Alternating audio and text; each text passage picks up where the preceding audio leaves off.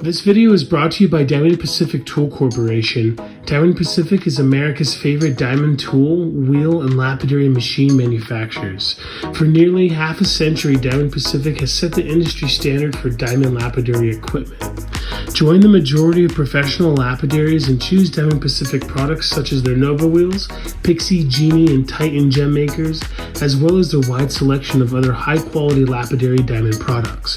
Check out Diamond Pacific today and find out why they're considered America's premier diamond lapidary tool manufacturers. Howdy there, folks. This is Lapidary Dave, and in this video we're going to talk about block material and simulants. Yeah, not all block material is bad. A lot of it's worse than others. The few examples that I have here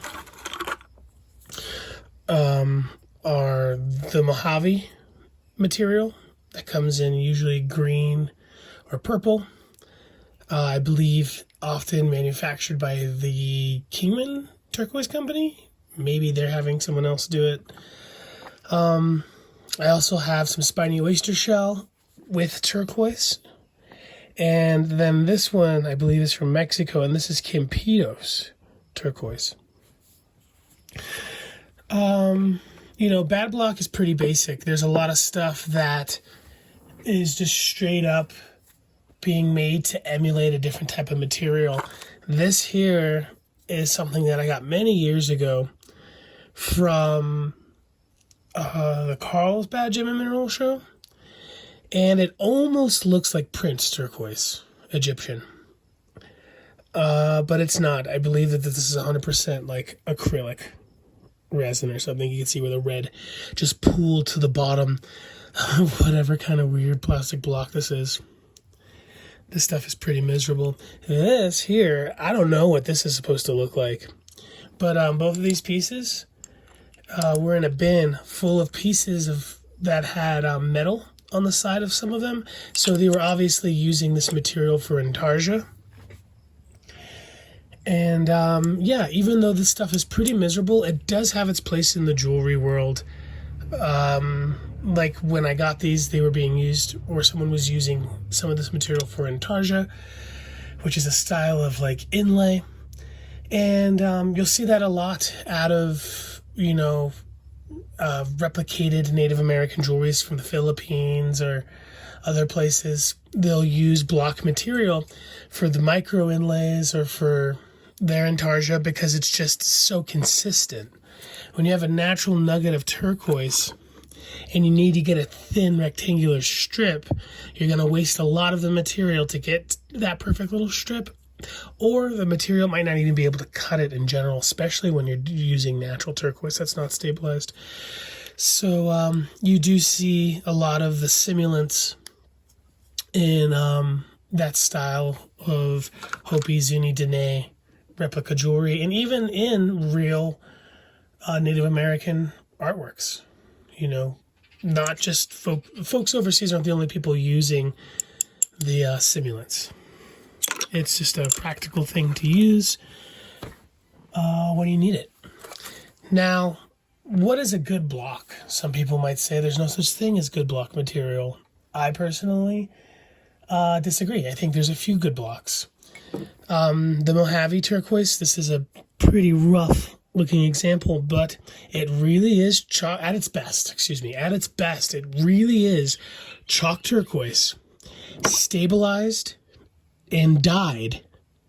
Then they put a metal powder into the resin to give it this look. I see this material sell for about $100 a slice on places like Etsy and stuff. The blocks I've seen go for between $100 and $256 a pound. Never seen it lower than that. And I've seen the cut cabochons go for $1 a carat. Pretty commonly. Like it or not, a lot of people love this stuff. It has a good look. When it is the actual chalk turquoise stabilized and dyed, people can tell you, yes, this is real turquoise. Are they going to leave out the fact that it's dyed? Maybe, maybe not. It definitely should be said. The green is a little crazy to me, but I do keep a little bit of the purple around. I make earrings. Every single piece of this that I've ever made has sold. At the Tucson Gem Mineral Show, I believe Kingman Company at Gem Mall or Holodome or whatever sells the blocks for about $256 a block. Another good block is the spiny oyster shell material. It might also be dyed. I don't really know. It looks a little too consistent, so I'm going to assume so. But again, it is real turquoise. You're not lying when you tell somebody it's real turquoise. It's dyed and stabilized turquoise, the waste material, essentially. Then mixed with spiny oyster shells, looks like purple and lion's paw, and compressed. This material is a great seller. I even see like high-end jewelry dealers, reputable jewelry dealers sell jewelry that uses this block. It only comes in block. Turquoise and spiny oyster shell is not something you're going to find in nature. Even like turquoise skies, I think I saw a picture of them like selling necklaces and bracelets with this. Even though it is a dyed, stabilized turquoise and compressed block, it is super commonly used in the industry by both traditional native artists, people who make replicas from overseas, and Anglo artists and whatnot. It is super consistent, so you will see this in some inlay and intarsia every once in a while. This I got from the Ruvalcaba family. I believe it's called Turquoise Mining Company. You hear me talk about them. I call them Durango Turquoise Mining Company. I think it was just me misreading the card or whatever. But check them out for this material. It is really good. Super hot seller, just like the Mojave. Everything I've ever cut from it has sold instantly. People love the shell block, the surf and turf. It is kind of gross. So, I mean, cutting shell is kind of weird to me. And here's another block that I consider good.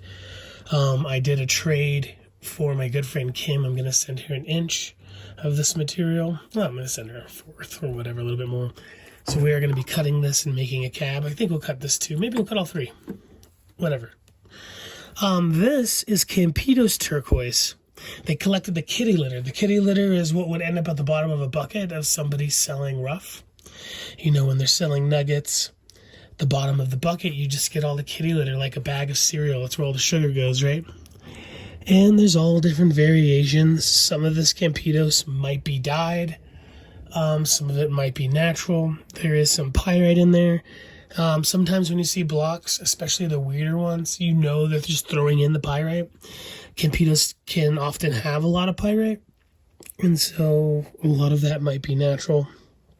Either way, I think this is going to look really, really good. I've actually tried to make this type of block from using the kitty litter and the scraps that I've collected. My friend Kayla has the big cabochon that we made of it. It didn't come out so well, but it wasn't so bad. This one I think is really cool. It is really turquoise. I'm not sure if it's dyed or whatnot, and it's going to be fun to cut. Again, very consistent. If you needed a little tiny strip, it can be done. Looks good. This, from the Ruvalcaba family, was $100 a pound. Yeah, just so you folks know. Now, the bad blocks are like the malachite that you'll see around, and sometimes when they're making fake turquoises, it doesn't even look like turquoise. It's just obviously a solid blue block or red block, and I see a lot of those coming from Asian countries. I like at the gem show, you'll see like a stack of them with like Asian newspaper between them, and I think they look really cool. Like, I kind of want to buy some just to have them, like a stack of these simulated blocks. I just think they look cool, but they are pretty miserable. The best simulant that I've ever seen, actually, our good friend Diamond Dave Duncan had a piece, and it was simulated Larimar. And it looked just as good as the real thing, and it was super consistent. Anybody who's ever tried to cut Larimar knows that it can be a little tough to cut. But the simulated Larimar looked really, really good. So I'm on the lookout for that. I did find somebody selling small strips of it online through a Asian company. I think it was like AliExpress or something, and it was very expensive. So don't have any of the fake Larimar to show you, but keep an eye out for it. It does exist.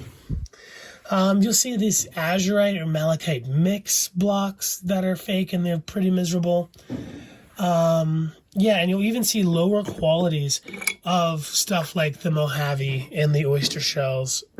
And yeah, I don't know what companies are making the best and who's making the worst. But definitely good to keep a lookout for. Especially when you're buying malachite cabochons and stuff like that, or azurite and malachite. If it's too cheap, don't buy it. You know it's most likely a simulant. And don't be afraid to ask. Some people will lie straight to your face, but it's still good to ask. In my opinion, these blocks look better than this real piece of turquoise here. This is a piece of Kingman that was obviously chalk, super stabilized. You can even see the glue on the top. When I sawed it, it actually burnt the glue. I bought this to use as an educational piece. It is a beautiful blue. Is it dyed? I don't know. It's definitely stabilized. You know, when you wet a rock, it becomes a richer color. So when you stabilize it, that naturally kind of enhances the color. Well, not naturally. It's the process enhances the color. You know what I mean. And I'd rather have this in my jewelry over this any day, even though this is closer to natural. A gentleman on a Facebook group once said that, yes, these are turquoise, but it is the farthest thing from high-end natural turquoise that you can get. And he's not lying.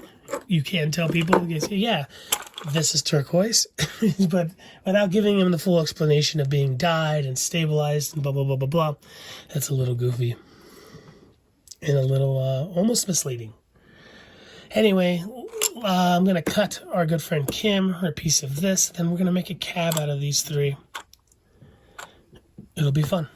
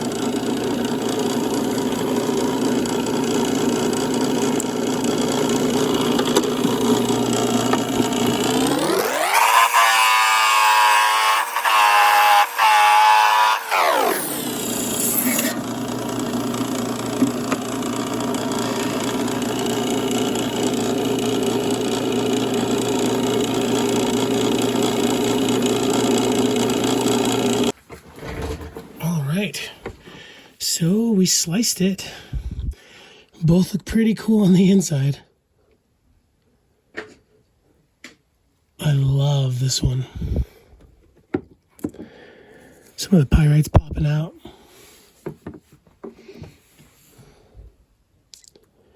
But it looks great.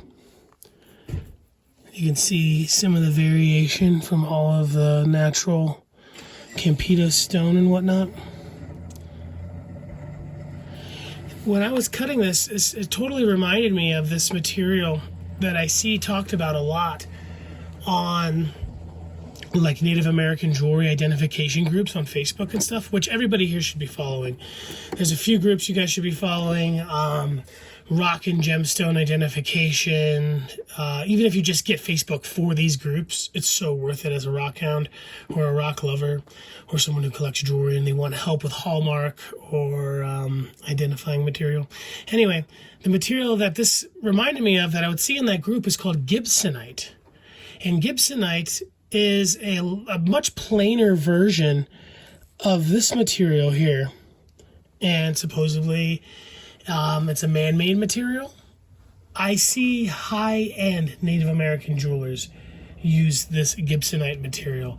I'm talking like gold rings and bracelets and najas and stuff like that. So it's a very, very commonly used block material. I think they might even be made into like simulated nuggets. I don't know if it comes in straight block, but look up Gibsonite. And you'd be surprised by how much jewelry you might see, even high-end Native American jewelry and whatnot being being made with this Gibsonite. Where this is real turquoise. It is stabilized. I don't know if it's dyed. I think it's just kitty litter from a bunch of different variations. And some of this might not even be Campitos. A little spot right there kind of looks like Baja. You know? Pretty cool. Anyway, we're going to cut a couple pieces and we're going to give away a couple pieces. We're going to do 2 giveaways. In order to win, you're going to have to be a subscriber of this channel. Believe it or not, only 11% of the people that watch me are actually subscribed. It blows my mind. I understand that there's tons of reasons why you wouldn't want to be subscribed. Like you don't want to mess up your subscription tab, like who you subscribe to. You don't want a bunch of rock videos popping up with suggested similar videos or whatnot, or you just don't trust the internet enough to give YouTube your email address in order to have that. But look, if you can and you haven't, please do. I'm getting so close to 50,000 subscribers. I want to get 50 before Tucson. I think it's totally possible, especially since I know you're watching. You're just not subscribed.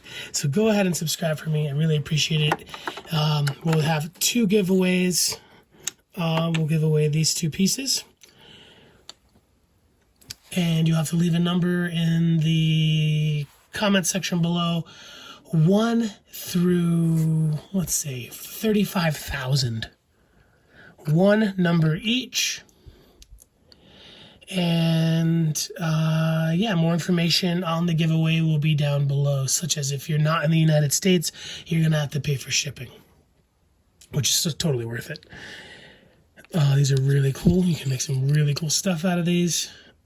Since they're super consistent because of the stabilization and the pressuring of the block, great for earrings or thinner pieces and stuff. I love it. I really, really like these. All right. So again, more information down in the description section below. Good luck. Thank you for subscribing. Make sure to hit the like button as well. And if you have TikTok, Instagram, or Facebook, go follow me on there. Lapidary Dave across the board. You can find me on any of those platforms. All right. Let's cut some stuff. Let's make something out of these 3 beauties.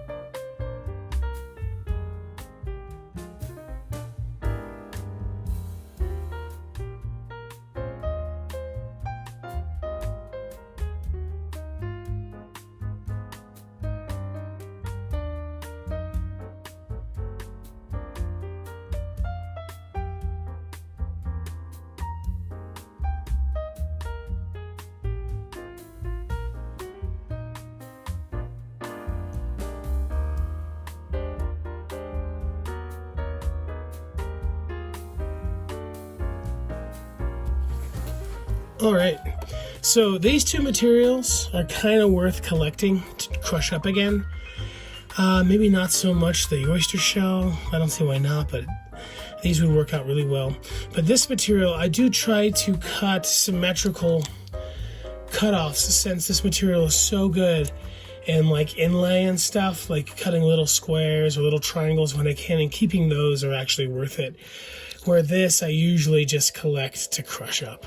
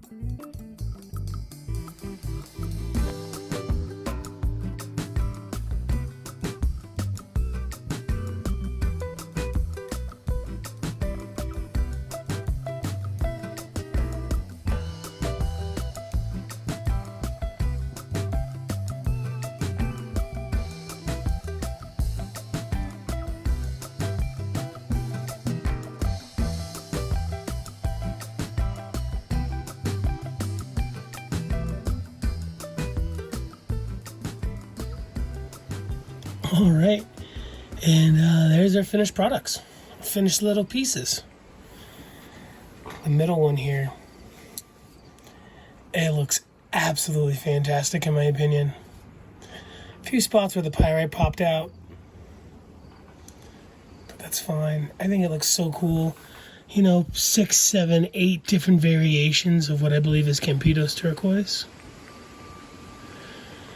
with all of their unique patterning and colors. Then this oyster shell came out pretty nice too, in my opinion. Classic oval for a ring or whatever you're gonna do with it. Ovals are just easy to use. Yeah, you kind of want to orient the shell to be in a good spot where you get a good look of the shell and the turquoise. You don't really want it to be mostly shell, and you don't want it to be mostly turquoise, right? Maybe you do. I think this came out nice.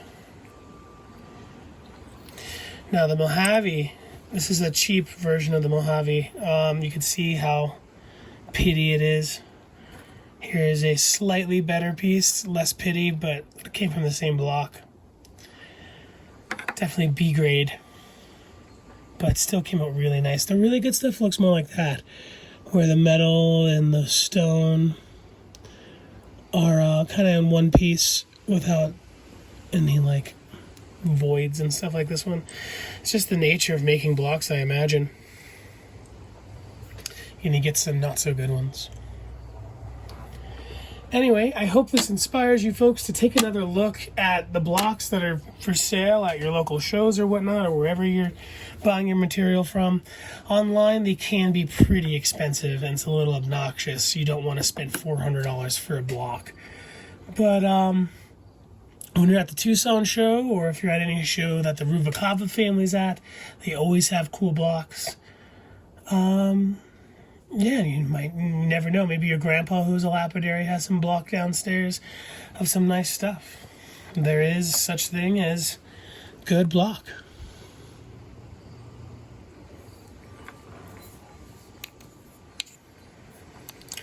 It's just a little bit more common to find the bad ones. Thank you so much for watching.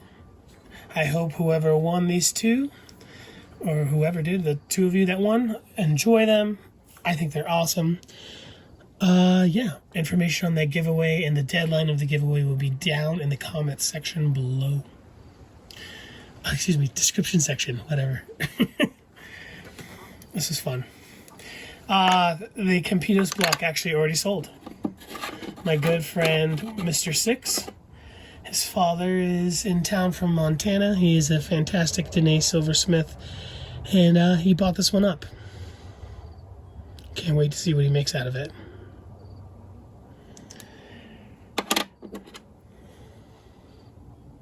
Thanks for watching, folks. Have a great day or night. See ya.